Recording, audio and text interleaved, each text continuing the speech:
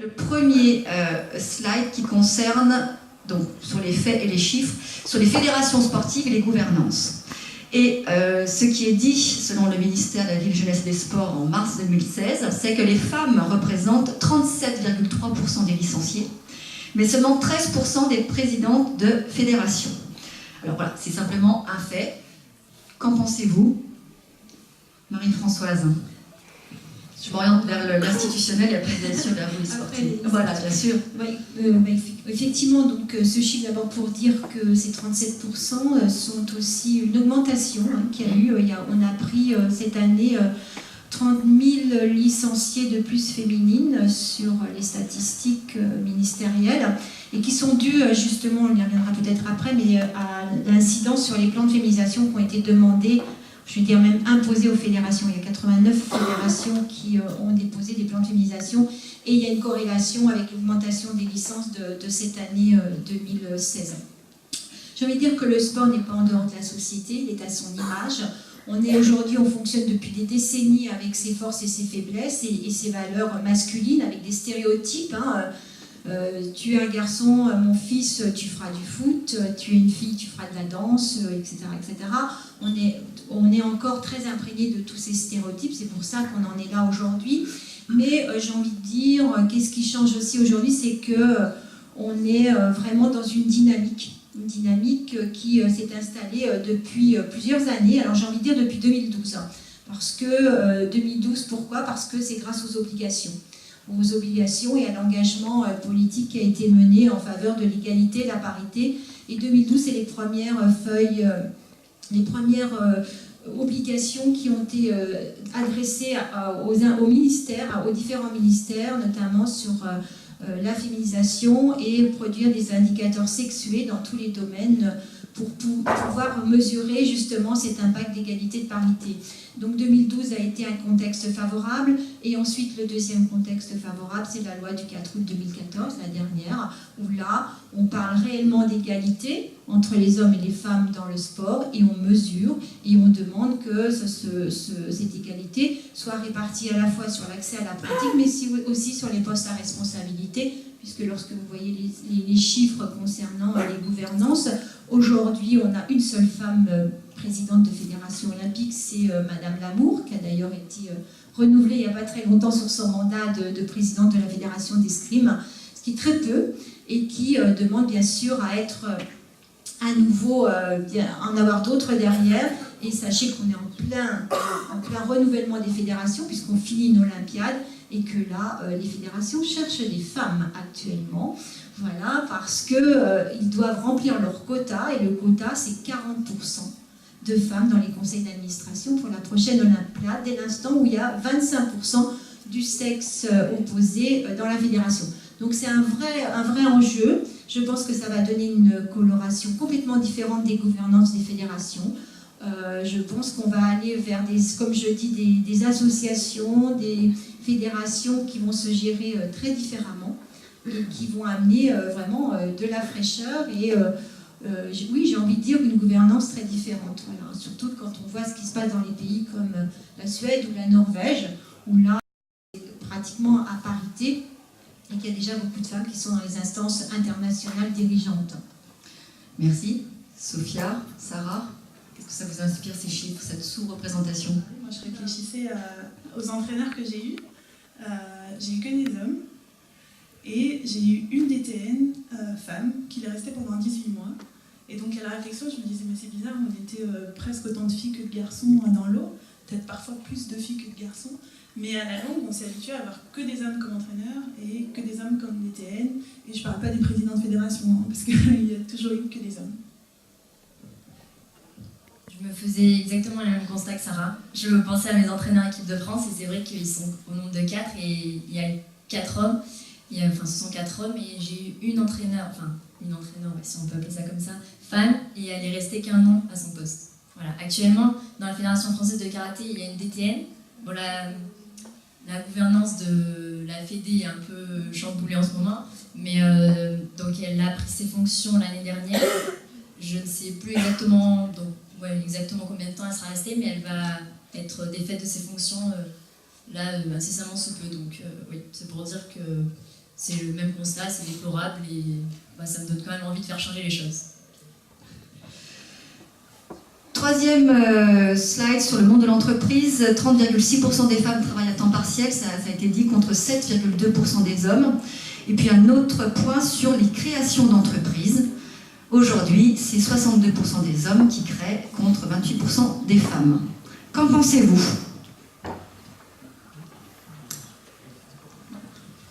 Le temps partiel, on en a parlé. Oui. Effectivement, temps partiel, c'est nous aussi, on a mis en place du temps partiel. C'est quand même plus effectivement des femmes. Et puis à travers le temps partiel, il y a une autre chose qu'on met en place qui est intéressante, c'est le télétravail. Là aussi, on voit des particularités qui apparaissent hommes-femmes. Ce n'est pas indiqué là, on est plus sur les temps partiels, mais là aussi, temps de travail ou télétravail, oui. On s'aperçoit que ce sont les femmes nouvelle qui façon de fonctionner, oui. Voilà, on est à 800 télétravailleurs chez nous, puisqu'on a des accords sur le sujet pour avoir 1 ou 2 journées en télétravail. On s'aperçoit que ce sont les femmes qui les prennent. Donc là aussi, il y a des efforts à faire dans l'exemplarité, c'est quelque chose qu'on verra peut-être plus tard. Et il faut que des directeurs se disent moi aussi je me mets en télétravail, pour que l'assistante se dise tiens, si lui s'y met, moi aussi je peux. Et oui, on verra ça dans les équipes. Que ce ne soit pas réservé qu'à l'assistant, mais le directeur peut y aller aussi. Corinne, je vous laisse. Et ce 80% des temps partiels, à mon avis, est à relier au fait que 80% des bas salaires sont également occupés par les femmes. Donc il y a une phrase qui est assez connue, qui est le fait de dire que très souvent le frein à la carrière des femmes, c'est pas tellement les enfants, c'est souvent le fait de faire passer la carrière du mari avant celle des femmes. Donc c'est vrai que quand on voit ces chiffres-là, on peut comprendre que ça peut enfermer dans un certain nombre de cas dans une spirale, parce que évidemment, pourquoi est-ce qu'on va plutôt prendre le temps partiel ? Parce qu'on est plutôt moins payé, et donc au niveau de la famille, c'est quand même mieux que ce soit la personne qui gagne le moins s'arrête.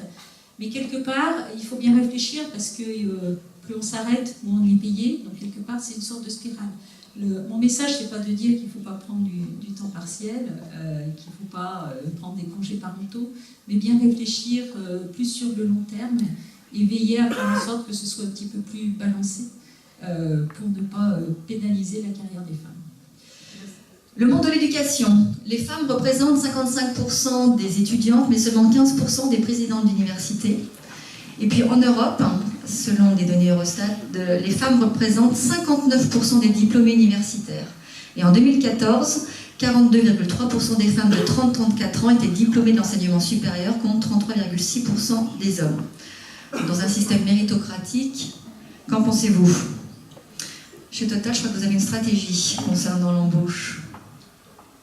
Oui, effectivement, dans nos critères, je parlais tout à l'heure des salaires, je parlais de choses comme ça. Effectivement, nous, dans l'embauche, à l'heure actuelle, qu'est-ce que j'ai comme chiffre, moi ? Actuellement, donc, les femmes, 32% des effectifs, c'est 25% des effectifs de cadres sont des femmes, et 34% parmi les cadres de moins de 35 ans. Ça veut dire que les jeunes arrivent, et les femmes sont en train de monter dans nos chiffres, et c'est intéressant.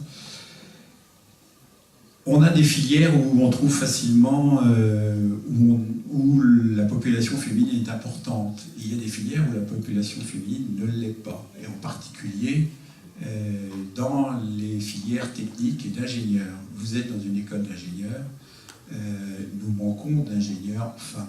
Et je vois dans la salle Myriam Chèvre qui est devant, qui lève la main, et qui est également de chez Total, qui est une ingénieure, qui travaille chez Total et qui fait beaucoup pour essayer de modifier ces recrutements. Alors, pourquoi recrutement on recrute aussi peu ?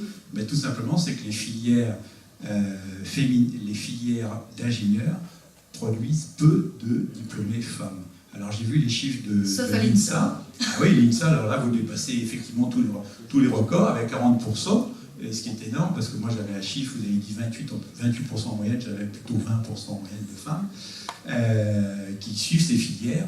Et donc Myriam, elle fait partie d'une autre association qui s'appelle Elle Bouge, et qui est une association qui va dans les lycées pour dire aux jeunes filles, vous êtes dans des filières scientifiques, donc S, continuer après le bac, parce que la plupart s'arrêtent au bac et on ne les retrouve plus dans les écoles d'ingénieurs. Donc lorsque nous sommes obligés d'embaucher, on trouve peu de femmes.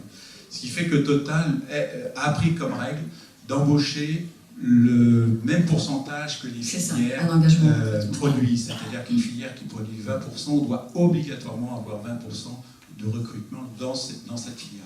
Dernier chiffre sur les sociétés des médias. Sur 100 grandes entreprises culturelles, 93 sont dirigées par des hommes. Au niveau de la radio, les femmes représentent 49,6% de l'auditoire, mais seulement 8% des présentatrices. Je crois que Sarah, ça vous avait fait réagir. Moi, ça m'avait fait penser, dans mes missions, j'ai des missions d'orga. Oui. Donc, quand on définit l'organisation cible, on arrive à la phase, mais vous pensez à qui pour ce poste? Oui. Et donc là, dans une mission, j'avais un homme, directeur, et adjointe, qui était une femme, et qui me disait, vous allez voir, ils vont nous proposer que des hommes, et quand il y aura des gens qui vont postuler, il y aura des hommes. Je dis, mais je comprends pas pourquoi est-ce qu'ils osent venir. Parce que généralement, les femmes, quand on va avoir une fiche de poste, on va, dans les prérequis ou les compétences requises, on va s'assurer qu'on remplit tout et qu'on sait faire et qu'on peut venir en prouvant qu'on a au moins 2 ans d'expérience dans tout ce qui est demandé. Et elle me disait, vous allez voir les hommes, ils vont venir avec... ils vont lire, ils vont dire si au moins 30-40% est rempli, je vais tenter ma chance. J'aurai rien perdu. Si je l'ai, c'est tant mieux, et si je ne l'ai pas, tant pis.